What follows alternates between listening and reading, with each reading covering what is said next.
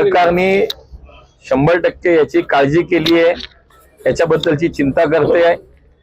देशभरामध्ये व्यावसायिक क्षेत्राला जो काही गॅस दिला जातो तो थांबवलाय, तो कमी केलाय आणि घरगुती गॅस म्हणून जे काही आवश्यकता आहे ती कुठेही कमी पडणार नाही याची काळजी भारत सरकार घेते। त्यामुळे मला असं वाटतं चिंता करण्याचं कारण नाही।